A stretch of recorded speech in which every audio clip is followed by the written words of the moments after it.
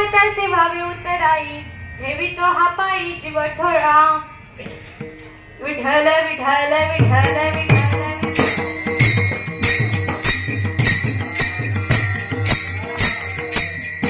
काय सांगू आता संतांचे उपकार. मी काय सांगणार संतांचे उपकार. संतांचे उपकार एवढे मोठे आहेत ना, संतांचे उपकार एवढे मोठे आहेत ना, ते मीही माझ्या शब्दात नाही सांगू शकत. कारण संतांचे उपकार असे आहेत की आपल्या जर भाजीला आपल्याला जर आपल्या सानिध्यात संत नसतील तर आपल्या जीवनाचं कसं कल्याण होणार. तसं आपल्या जर भाजीला मीठच कमी असेल तर त्याला चव लागेल का हो. तसं आपल्या जीवनामध्ये साधू नसतील, संत नसतील तर आपल्या जीवनाचा काय उपयोग आहे. तसं भाजीला जर मीठ कमी पडलं तर भाजीला चव लागणार नाही. तसं आपल्या जीवनामध्ये जर साधू संत नसतील तर आपल्या जीवनालाही चव लागणार नाही. विठ्ठल विठ्ठल विठ्ठल विठ्ठल.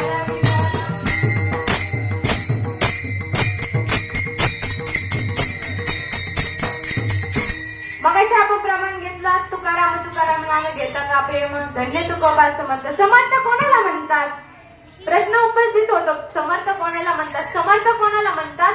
आपण जर इच्छा केली, आपल्याला एखाद्याला काय द्यायचंय ते आपण दिलं त्याला समर्थ म्हणतात. आपण एखादी इच्छा केली ते जर दिलं नाही तर त्याला समर्थ म्हणू शकत नाहीत. विठ्ठल विठ्ठल विठ्ठल विठ्ठल.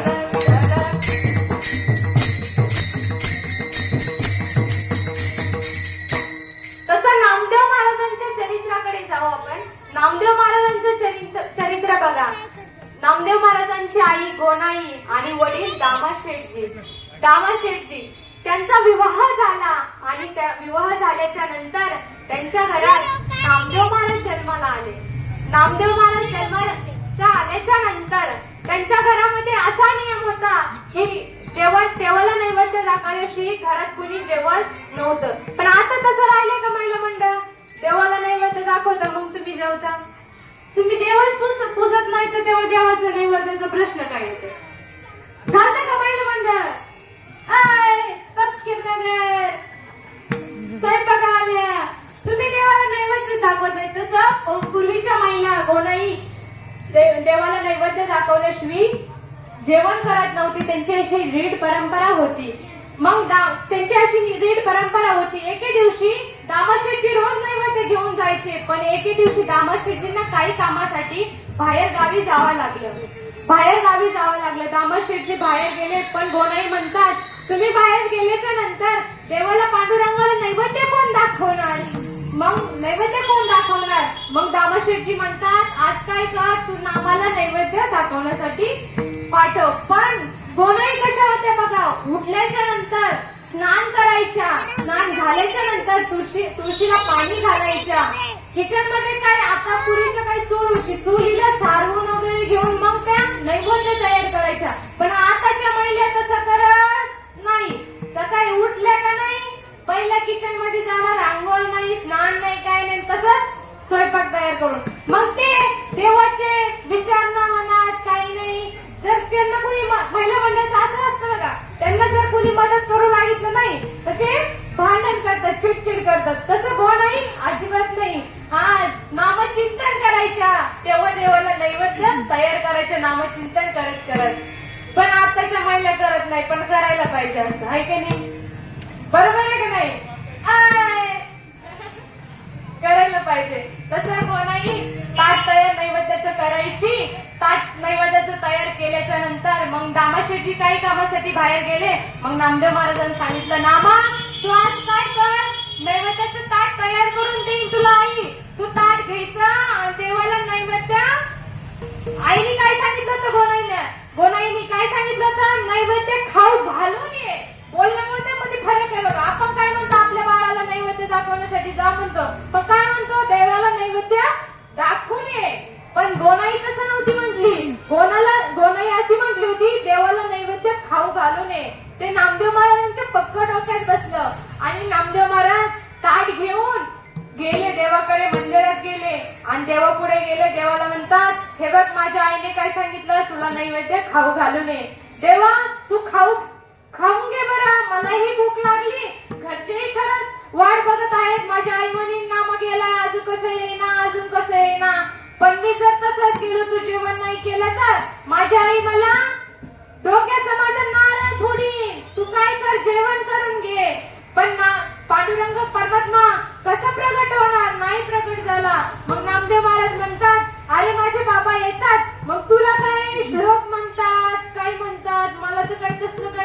बाबा तू काय कर पहिले जेवण करून घे. मी जर तसं गेलो ना आई माझ्या लेखल कर हा जेवण करून घे. मग नामदेव महाराज विनवणी करतात वारंवार तेव्हा तू जेवण करून घे. पण नामदेव महाराज खूप वेळा म्हटले पण देव काय जेवणच. पण नामदेव महाराज काय हट्ट सोडीनात. नामदेव महाराज म्हणतात हे बघ आता मी तुला शेवटचं सांगतोय 1 2 3 म्हणतो तू प्रगट झाला तर बरं नाहीतर मीच माझ्या डोक्याचा नारळ तुझ्या पायावरती फोडीन आणि रक्ताचा अभिषेक करेन बघ. हे बघ पांडुरंगा हे बघ मी आता 1 म्हणतो 2 म्हणतो तू पटकन प्रगट हो. पण नामदेव महाराज म्हणतात 1 2 3 म्हणतात देव प्रगट होतात आणि दोघं एकत्र नामदेव महाराज आणि पांडुरंग परमात्मा दोघं एकत्र जेवतात. बघा आपल्या हाताने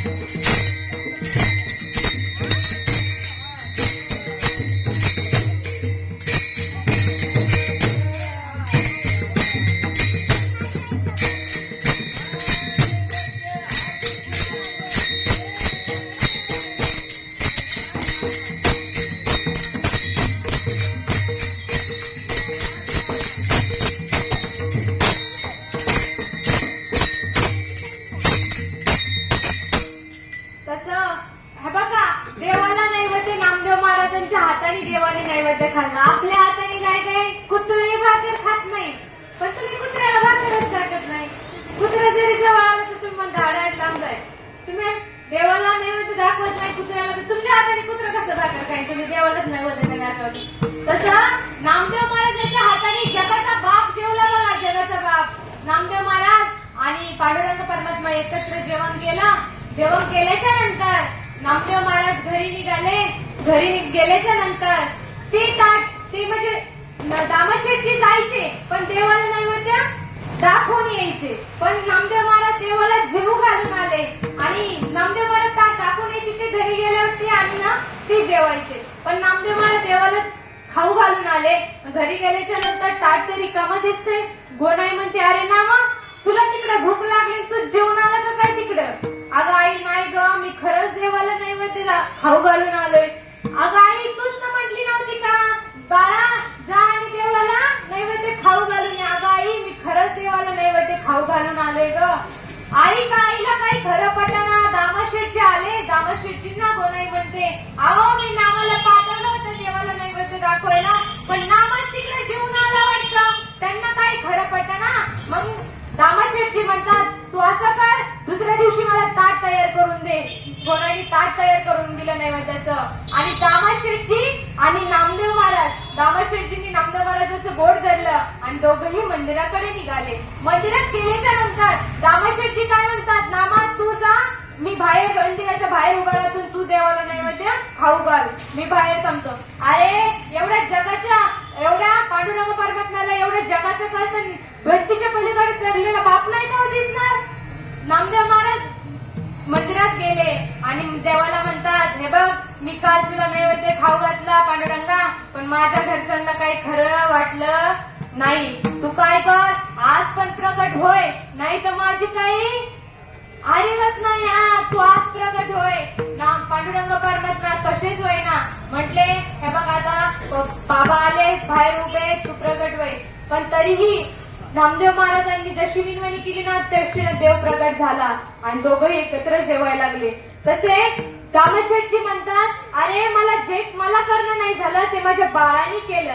नैवेद्य हातीचा मूर्ती देवी,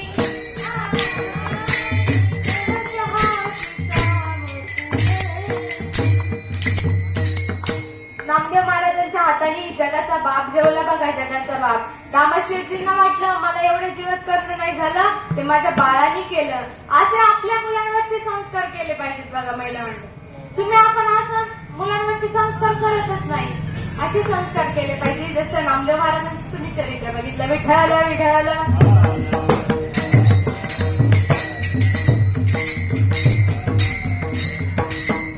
जगद्गुरु तुकोबाराय आपल्याला धन देणार नाही, जगद्गुरु तुकोबाराय आपल्याला संपत्ती देणार नाही, पण जे धन आपल्याला मिळालंय ना ते सांभाळायचं कसं हे नक्की आपल्याला ज्ञान दिल्याशिवाय राहणार नाही. जोड मी धन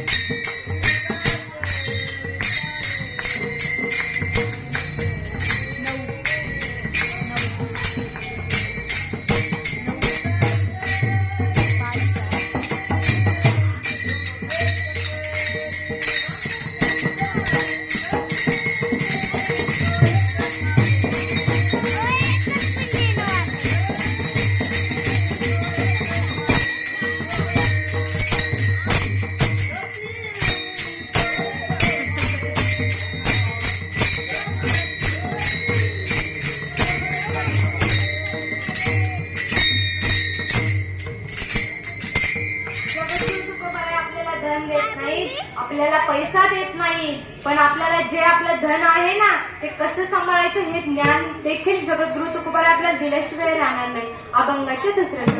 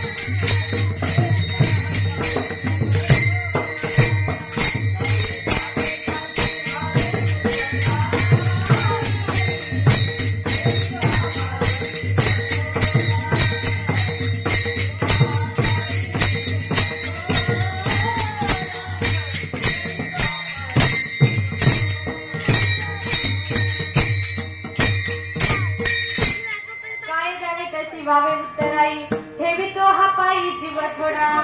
आपण काय संतांचे उपकार फेडणार? आपण शरीर जरी देह अर्पण जरी केलं ना तरी जगाच्या मालकाचे साधू संतांचे जगद्गुरु तुकोबारांचे उपकार नाही फेडू शकत. विठ्ठल विठ्ठल विठ्ठल विठ्ठल.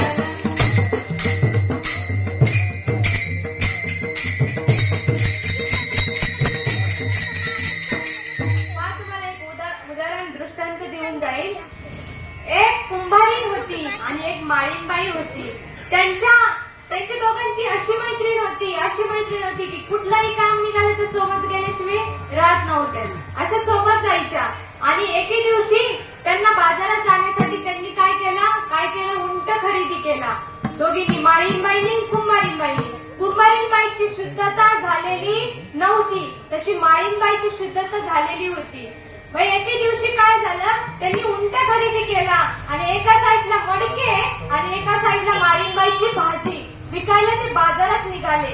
बाजारात निघाल्याच्या नंतर उंटाला काय झालं, भूक लागली. पण कुंभारीणबाईची शुद्धता झालेली होती, माळीनबाईची नाही. मग एके दिवशी उंटाला भूक लागली. भूक लागल्याच्या नंतर इकडून माळीनबाईची काय होती, भाजी होती. आणि मग उंटाने काय केली, मान माग केली, भाजीची गड्डी खाल्ली. तशी कुंभारीणबाईला इतक्या गुदगुल्या व्हायला लागल्या. तिची भाजी खायची, माळीनबाईची भाजी खायची म्हणून तिला गुदगुल्या व्हायला लागल्या. ती हसायची नाचायची. तिला इतका आनंद व्हायला, माझे मडके चांगले आणि तिची भाजी खाते उंट, म्हणून तिला आनंद व्हायला लागला. नंतर काय झालं, सुंदर